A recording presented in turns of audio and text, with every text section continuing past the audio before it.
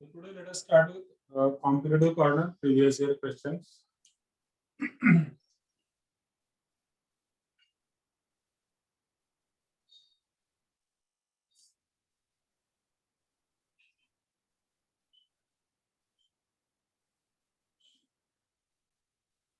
In this first one, limit x tends to 0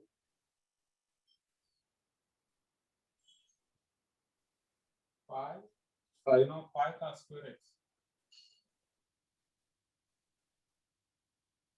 upon x square.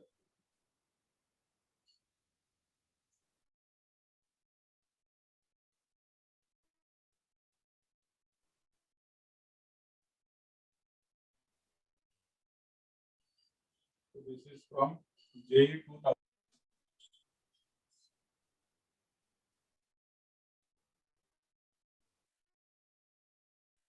Okay, so let us solve this sin of pi cos square x. आपण बघितलं clear sin theta upon theta is equal to 1. पण त्या केस मध्ये bracket मध्ये जी value असते ती सुद्धा 0 असली पाहिजे एवढं लक्षात ठेवा. ब्रॅकेटची व्हॅल्यू सुद्धा 0 असली पाहिजे. ज्यामध्ये लिमिट थीटा टेंड्स टू 0 आणि मग sin थीटा असतो. थीटा टेंड्स टू 0 इकडे sin थीटा. थीटा सुद्धा किती असतो 0 या ठिकाणी कसं तो 0. सेकंड रिझन डिनॉमिनेटरला जस्ट कसं होतं पॉज होतं.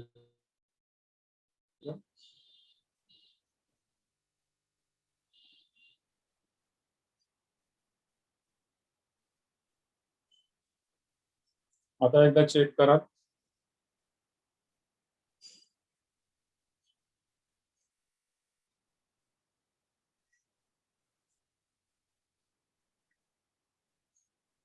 सेकंड रिझन डिनॉमिनेटरला x स्क्वेअर आहे. ठीक. तर या ठिकाणी सुद्धा ब्रॅकेट मध्ये काहीतरी एक्स स्क्वेअर ची टर्म पाहिजे किंवा साइन स्क्वेअर एक्स पाहिजे. तर खाली एक्स स्क्वेअर आपल्याला चालेल तो ऍडजस्ट करता येईल. सो फॉर दिस क्वेश्चन त्याला मी कन्वर्ट करणार. परत लक्षात ठेवा की साइन काही पण डिनॉमिनेटरला आपण याच भाषेत शिकवतो की साइन काही पण त्याच्या खाली जे असेल ते इथं असलं पाहिजे. पण या केसमध्ये ते चालणार नाही कारण एक्स ची व्हॅल्यू जर 0 घेतली तर हा ब्रॅकेट 0 होत नाही. तो होतो पाय कारण cos स्क्वेअर 0 म्हणजे cos 0 1 त्याचा स्क्वेअर 1 इंटू पाय म्हणजे पाय होतो. So numerator is not 0 in this case. ठीक आहे. तर 0 अपॉन 0 चा हा फॉर्म नाही म्हणू शकत आपण आणि म्हणून याला सॉल्व करताना करावं लागणार limit X tends to 0 allied angle फॉर्म्युले 48 फॉर्म्युले हा आहे साइन थीटा. त्याला मी लिहिणार sine of pi minus theta.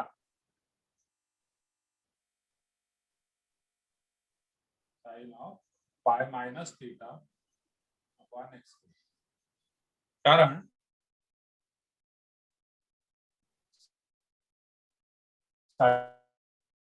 Sine of pi minus theta जो असतो sine sin of pi minus theta is equal to sin theta. Second quarter मध्ये sine pi minus theta. Theta म्हणजे पाय cos स्क्वेअर x आहे या फॉर्म्युलेप्रमाणे. आता या दोघं ठिकाणी पाय कॉमन निघतो आणि ब्रॅकेट मध्ये होणार 1 मायनस cos स्क्वेअर x आणि upon x square. So this is equal to limit x tends to 0 numerator मध्ये साइन पाय आणि 1 मायनस cos स्क्वेअर. आणि आता इथं मला ऍडजस्टमेंट करता येईल. जे ऍडजस्टमेंट आपण म्हणतो की sine f of x divided by f of x ही जी ऍडजस्टमेंट आहे ती मला या ठिकाणी करता येईल. डिनॉमिनेटरला मी घेणार पाय साइन स्क्वेअर एक्स. मग हा इथे एक्स स्क्वेअर होता फक्त. इथं कोण होता फक्त एक्स स्क्वेअर. ठीक आहे. साइन पाय साइन स्क्वेअर एक्स इथं डिनॉमिनेटरला कोण घेतला पाय साइन स्क्वेअर एक्स. आता याला इकडे ऍडजस्ट करावं लागेल. तर अगोदर हा साइन स्क्वेअर एक्स ऍडजस्ट करतो. या ठिकाणी लिहितो साइन स्क्वेअर एक्स अपॉन मी हा एक्स स्क्वेअर होता तो म्हणून इंटू करतो पाय.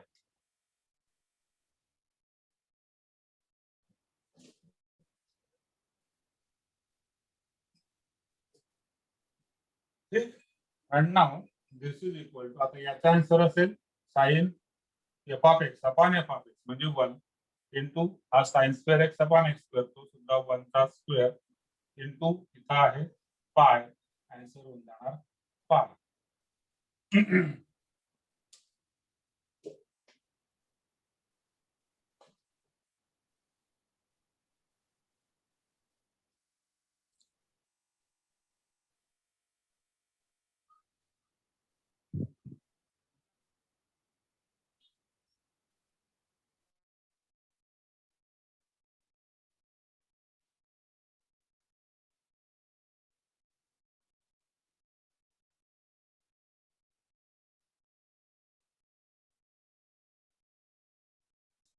Let us take second question.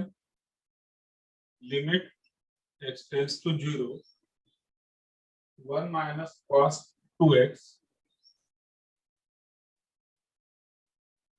into 3 plus cos x divided by x tan 2x.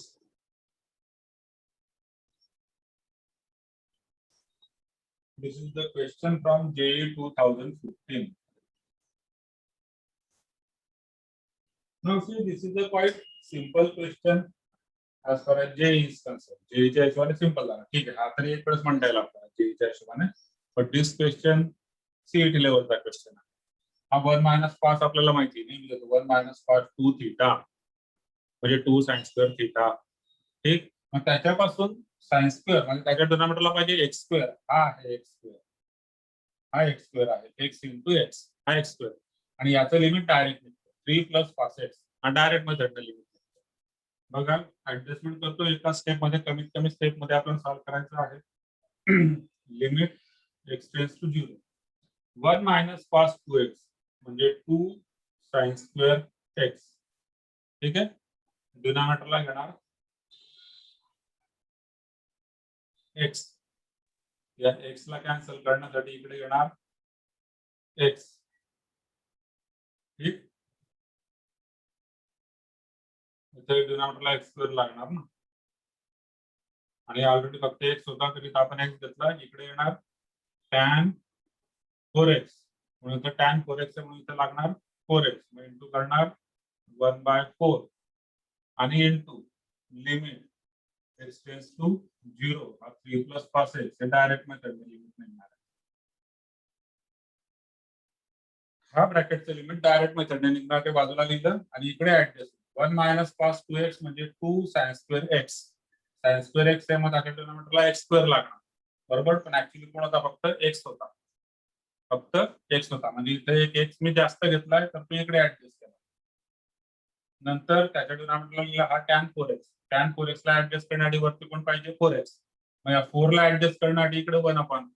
एका स्टेप मध्ये सगळी adjustment from MCQ point of view, step by step करायची गरज नाही.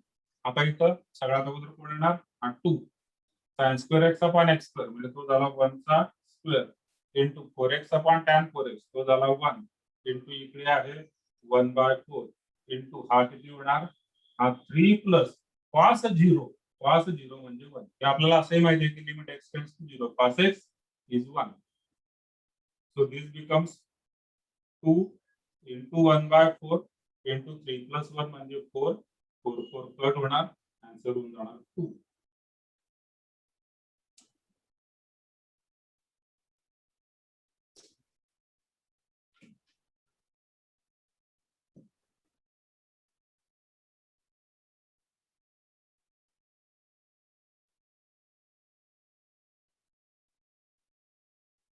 स्क्रीनशॉट घेऊन घ्या. नेक्स्ट क्वेश्चन घेतोय मग. काय डाऊट असेल तर विचारून घ्या. व्हिडिओ थोडा ब्लर होतोय पण पर्याय नाही. माझ्या एंडला नेट थोडं कमी आहे, दोघं नेटला तसंच होतं. आता क्लिअर असेल जस्ट टेक डाऊन स्क्रीनशॉट. काय डाऊट असेल तर विचारून घ्या.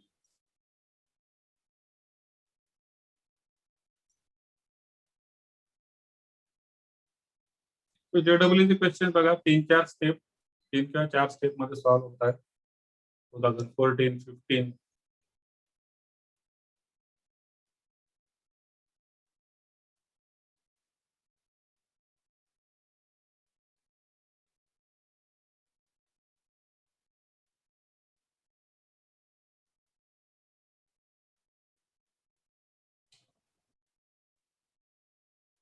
Third, limit x tends to 0.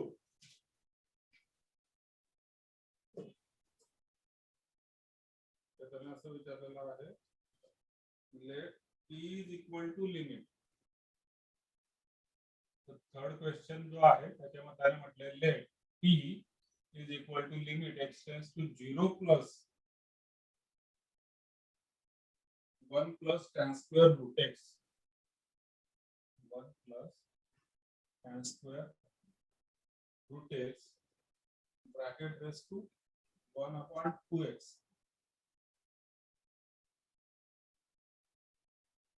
Then log p equal to 1.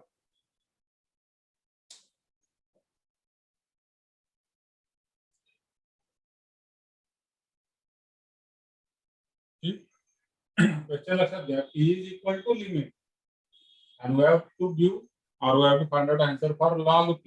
मग सगळ्यात शेवटी काय करणार आपण, आन्सर आपल्याला p चे मिळेल, त्याचा लॉग घ्यायचा, एवढं लक्षात. Now in this we will use one shortcut or one formula from JEE notes. त्याच्यामध्ये आपण लिहिलेला तो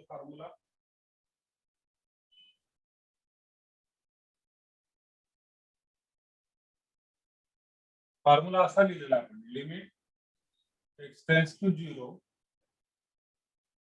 1 plus f of x raised to g of x is equal to e raised to limit x tends to 0 f of x upon g of x.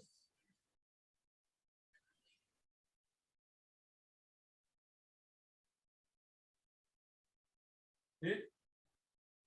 So limit x tends to 0 1 plus f of x raised to g of x is equal to e raised to limit x tends to 0 f of x upon g of x. आपण हा formula लिहिला आहे 1 raised to infinity च्या केस मध्ये, 1 raised to infinity form limit मध्ये सगळ्यात शेवटी 1 raised to infinity form. This is 1 raised to infinity form. का? कारण बघा x ची व्हॅल्यू 0 घेतल्यानंतर हा 1 प्लस tan स्क्वेअर, ठीक आहे, म्हणजे 1 प्लस इथे x 0 झाला तर 1 प्लस tan 0 0 असतो. ठीक, सो ब्रॅकेट होऊन जातो 1 आणि न्यूमरेटर मध्ये 1 अपॉन 0 म्हणजे इन्फिनिटी.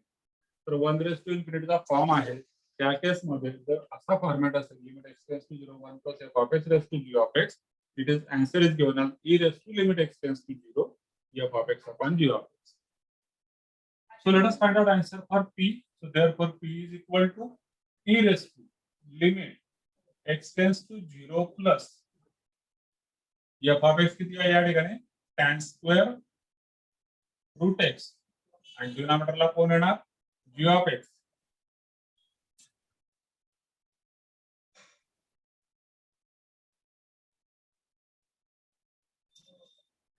तर f of x upon g of x, f of x into g of x या ठिकाणी.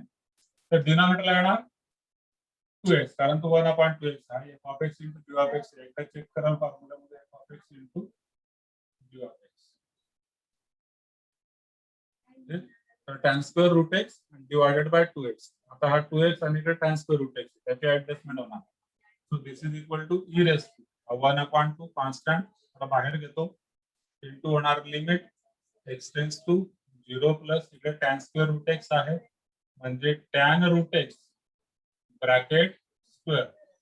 तसं डिनॉमिनेटरला कोण आहे x म्हणजे रूट x चा स्क्वेअर.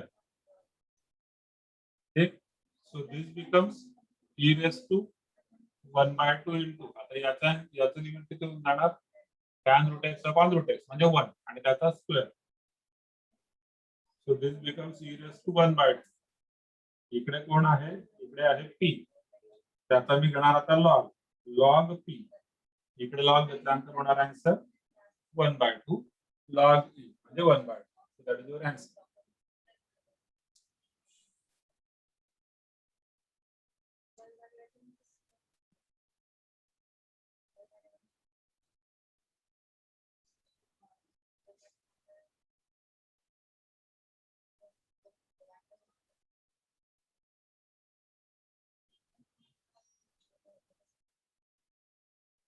ठीक,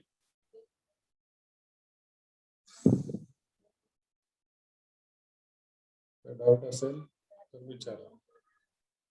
Otherwise, let us take next example.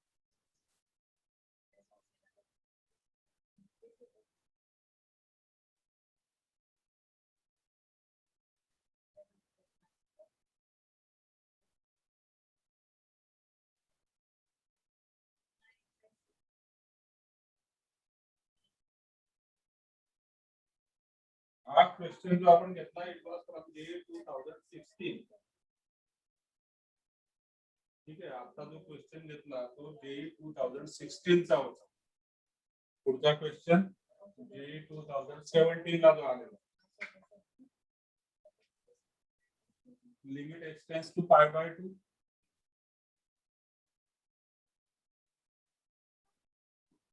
cot x minus cos x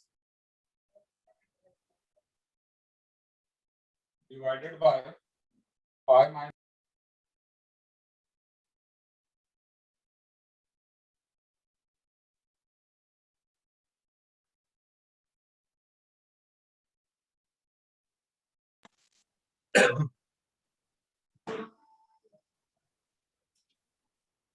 so this is from J 2017. Now this question is again very straightforward. So बोर्डला हा क्वेश्चन तुम्हाला येऊ शकतो, बोर्डला सुद्धा येऊ शकतो. बोर्ड क्वेश्चन अगदी सिंपल स्ट्रेट फॉरवर्ड, स्टेट बोर्डला म्हणा किंवा सीईटी मध्ये सुद्धा हा क्वेश्चन एक्सपेक्टेड आहे. So this is solved by using method of substitution. X tends to pi by 2 आहे. मग या केस मध्ये आता दोन प्रकार आहेत बघा. एमसीक्यू मध्ये सॉल्व्ह करायचं तर बोर्डच्या मेथडने ठीक आहे, x tends to pi by 2 होते, x is equal to pi by 2 plus h method of substitution, त्याच्याने आपण करू शकतो. सेकंड थिंग, या ठिकाणी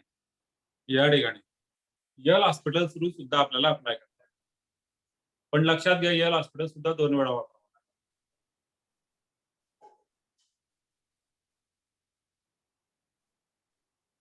यल हॉस्पिटल सुद्धा 2 वेळा यूज करावा लागेल. 2 वेळा का म्हणतो मी असं, कारण आपण केलं ते का क्वेश्चन मध्ये बघा, हा एक्स चा स्क्वेअर येतो, पाय मायनस 2 चा स्क्वेअर आहे.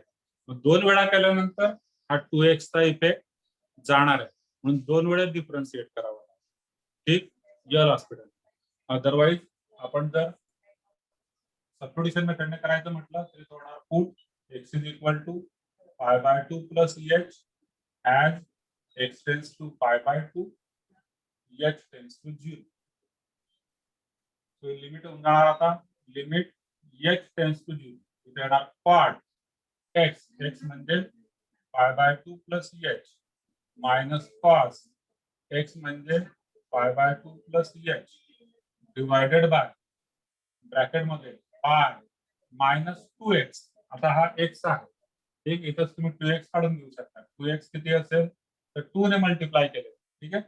2 इंटू पाय बाय 2 म्हणजे पाय आणि प्लस 2 इंटू एच म्हणजे 2h. तर पुढे मायनस 2x आहे, म्हणजे या दोघांना मायनस साईन लागणार, होणार मायनस पाय मायनस 2h आणि ब्रॅकेटचा square. So this is equal to limit h tends to 0 cot of pi by 2 plus theta. Pi by 2 आहे त्यामुळे कॉटचं काय होणार, tan theta. Pi by 2 plus theta second quadrant, now minus tan theta. पुढे minus again cos of pi by 2 plus theta, it is sin theta. ठीक, पण पाय by 2 plus theta second quarter मध्ये cos निगेटिव्ह असतो आणि हा negative होणार positive. डिनॉमिनेटरला pi minus pi cut होतो, मायनस चा स्क्वेअर प्लस असतो आणि 2h चा स्क्वेअर 4h स्क्वेअर असतो.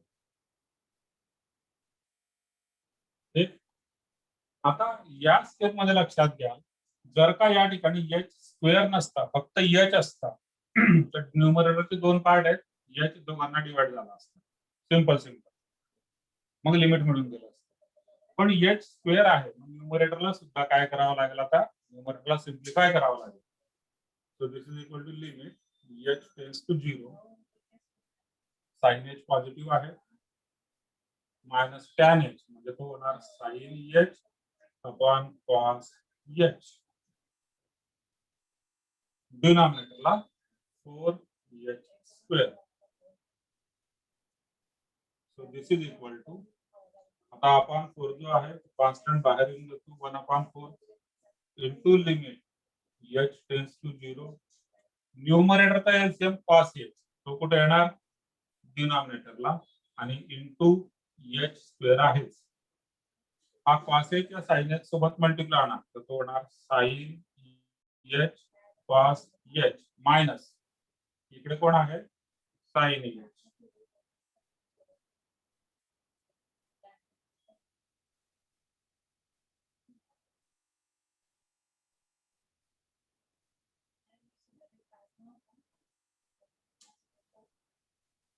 क्यूब आहे का डिनॉमिनेटरला एकदा बघा.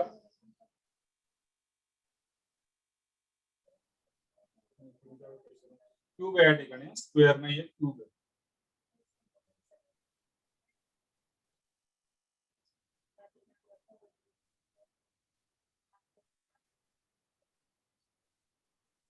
या ठिकाणी क्वेश्चन मध्ये स्क्वेअर नाहीये क्यूब आहे. कारण इथे लगेच लक्षात येतं की क्यूब लागणार. खूप छोट्या छोट्या पॉवर्स आहेत दिसत नाही. इथं क्यूब आहे त्याच्यात काही फरक पडत नाही. इथं क्यूब असेल तर इथं क्यूब होऊन जाणार. मायनसचा क्यूब मायनस असणार. 2 चा क्यूब 8 होणार आणि h चा क्यूब h³ असणार. आता इथे आल्यानंतर लगेच लक्षात येतं की इथं h³ असला पाहिजे. क्वेश्चन मध्ये बघितलं मी या ठिकाणी क्यूब आहे. ओके तर इथं क्यूब आहे मायनस 8 h³ इथं पण तेच येणार मायनस 8 h³. नाउ नेक्स्ट हा 1/4 लिमिट x टेन्स टू 0 इकडे. आता पुढे न्यूमरेटर मध्ये sin h कॉमन येतो आणि पुढे cos h -1 शिल्लक राहणार. ठीक आहे तर -8 आहे ना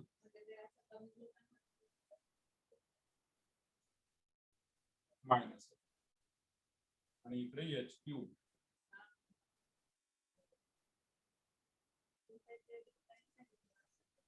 नेक्स्ट न्यूमरेटर मध्ये sin h कॉमन येणार तर इकडे होणार -1/8 into limit h tends to 0. Numerator मध्ये sin h कॉमन ब्रॅकेट मध्ये होणार इथं cos h आणि मायनस इकडे 1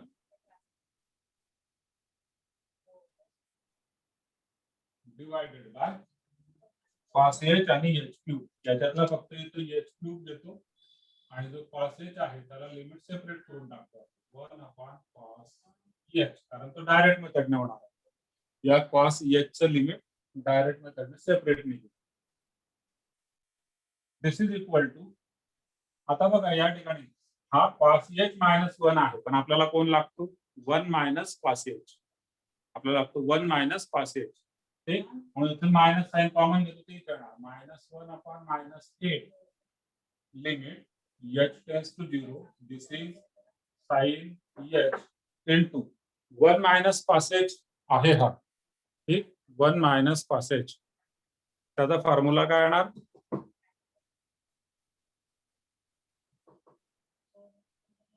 1 - cos h चा फॉर्म्युला होणार 2 sin स्क्वेअर h/2 आणि डिनॉमिनेटरला आता जो h³ आहे h³ त्याच्यातला h इथं घेतो आणि h² इथं घेतो. कारण हा sin स्क्वेअर असल्यामुळे याला h² लागणार sin असल्यामुळे याला h लागणार. h³ अशा पद्धतीने स्प्लिट झाला आणि म्हणून ते आपल्याला इथे आल्यानंतर लगेच क्लिक होतं की अरे h² नाही ते h³ लागेल कारण cos h -1 हा sin स्क्वेअर होणार आणि हा sin इंटू इकडे डायरेक्ट लिमिट 1/cos 0 म्हणजे 1. Now this is equal to 1/8 ठीक आहे इंटू sin h/h म्हणजे 1 इंटू हा शेवटचा 1 त्याचा काही विषय नाही हाईटचा लिमिट राहिला h tends to 0 2 into sin square h/2 म्हणजे त्याला लिहिणार sin h/2 अपॉन h² आहे त्याला लिहितो h/2 आणि याचा कम्प्लीटचा स्क्वेअर करणार. पण h/2 लिहिलं म्हणजे इकडे यावं लागेल मला 1/2 आणि त्याचा होणार स्क्वेअर. This is adjustment. 2 इथंच आहे sine square h by two, sine h by two चा स्क्वेअर. इकडे एच स्क्वेअर होता, हा एच स्क्वेअर आहे, एच त्याचा स्क्वेअर. हा 1/2 इथे घेतला तर याची ऍडजस्टमेंट इथंच होणार, ब्रॅकेटच्या बाहेर ऍडजस्टमेंट होणार नाही, लक्षात. This is equal to 1/8 into 1 into 2 into bracket मध्ये आन्सर काय 1 याचं आणि इकडे 1/2 चा square. So this is 2 4 8. So this is 1/4 into 1/2 चा स्क्वेअर 1/4. आन्सर होऊन जातो 1/16.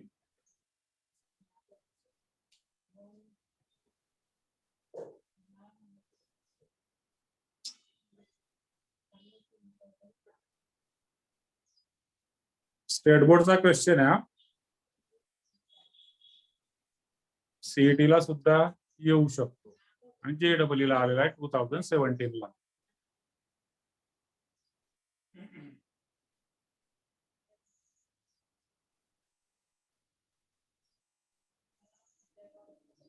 Let's take one more question from 2018.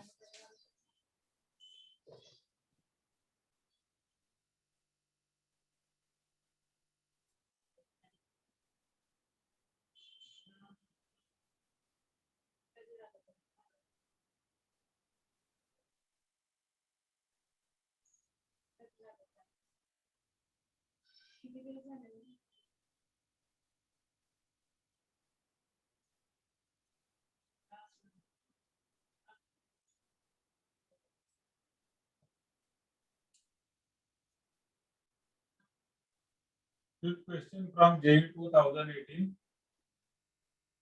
For each t belongs to R, this is the greatest integer function less than or equal to t. The limit extends to 0 plus.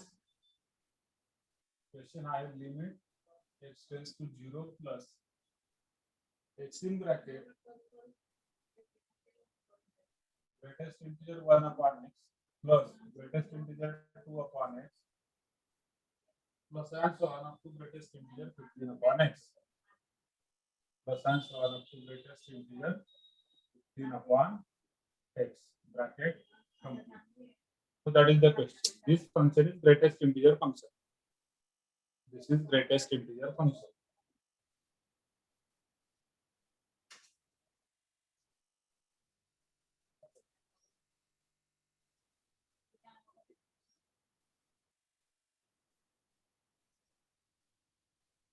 Now this will be solved by some particular method. So here let us find the value of this greatest integer 1 upon x. So it is always 1 upon x minus 1 less than greatest integer 1 upon x less than or equal to 1 upon x. So value of this particular any greatest integer x is always lies between x minus 1 and x. So when this x is an integer, मग equality होऊन जाणार. x जर integer असेल म्हणजे 5 असेल, just for example किती असेल 5 असेल तर इकडे आन्सर 5 होणार. पण जर का 4.9 असेल तर आन्सर 4 होणार म्हणजे 5 मायनस 1 होणार. ठीक.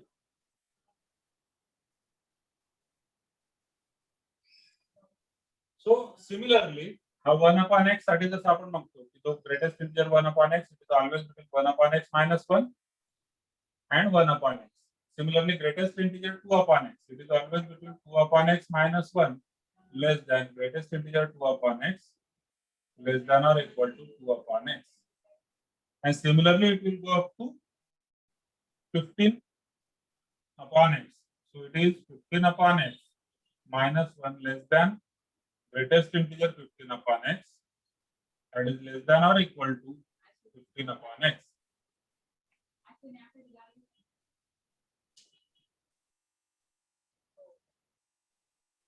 So we can express this sum in the bracket as आता याच्यावरून आपल्याला काय लक्षात येतं की जर मी लेफ्ट हँड साइडला सम घेत असेल, आता लेफ्ट हँड साइड राईट आणि मिडल आणि हे तिघांचे आपण करणार आता सम आफ्टर ऍडिंग.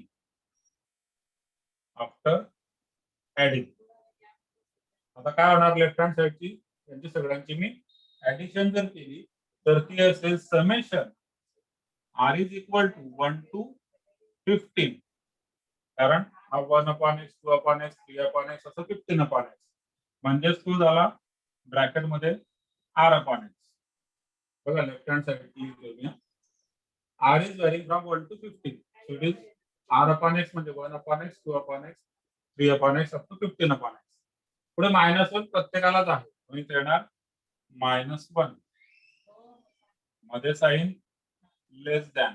आणि आता या सर्वांची सम म्हणजे ती असणार summation r is equal to 1 to 15, इथं असणार ग्रेटेस्ट इंटिजर r/x, म्हणजेच 1/x 2/x 3/x असं कुठपर्यंत 15/x पर्यंत. Less than or equal to इकडे असणार summation r is equal to 1 to 15 1/x plus 2/x up to 15/x, म्हणजेच r/x.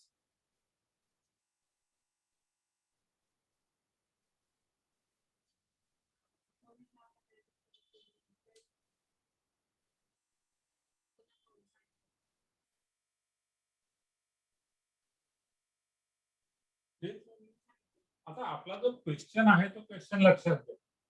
क्वेश्चन आहे आपला x into this sum, x into this sum and this particular sum is here. आता throughout मी x ने multiply करतो. ठीक, साइडला पुढे जर तुमच्या माहितीसाठी असू द्या, इकडे खाली पुढच्या स्टेप मध्ये मी लिहितो मल्टिप्लाय बाय x. x ने थ्रूआउट मल्टिप्लाय केलं, तर ही जी लेफ्ट हँड साइड आहे इथून लिहू का summation r is equal to 1 to 15. x ने मल्टिप्लाय केला तर x कट होणार, इथे येणार r -1 into x म्हणजे x लेस दॅन, इकडे summation r is equal to 1 to 15, इथं सुद्धा x ने मल्टिप्लाय होणार ब्रॅकेट मध्ये r/x less than or equal to, इथं सुद्धा x ने मल्टिप्लाय होणार, summation r is equal to 1 to 15, r/x ला x ने मल्टिप्लाय करा, फक्त r शिल्लक राहणार.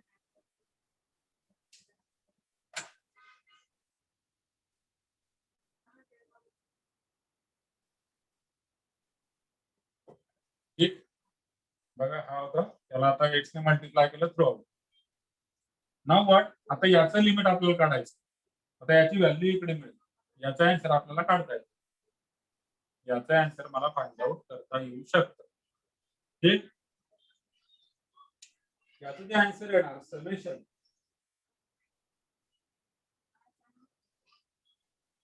1 to 15 होणार. r ची व्हॅल्यू किती आहे, r ची व्हॅल्यू किती आहे 15. हा x व्हॅल्यू होत नाहीये. ठीक, आणि इकडे सुद्धा राईट हँड साइडला समेशन 1 to 15 म्हणजे फक्त r.